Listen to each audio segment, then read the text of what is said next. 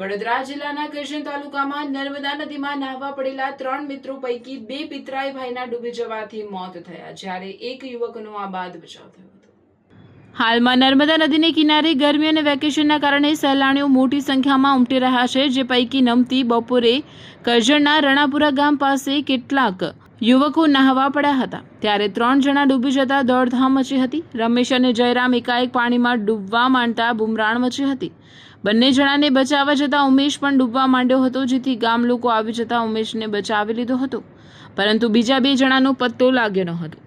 ડૂબેલા બંને યુવકોને શોધવા માટે કરજણ અને વડોદરાની ઇમરજન્સી રિસ્પોન્સ સેન્ટરની ટીમોની મદદ લેવામાં આવી હતી, જે દરમિયાન 15 વર્ષીય જયરામ બિજલાજી રબારીનો મૃતદેહ ગઈ રાત્રે મળી આવ્યો હતો, જ્યારે બીજા દિવસે સવારે તેના પિતરાઈ રમેશ રબારી, બંને રહેવાસી કરમાળ, તાલુકો ડભોઈ, મૂળ રહેવાસી ધાનેરા, બનાસકાંઠાનો મૃતદેહ પણ મળી આવ્યો હતો.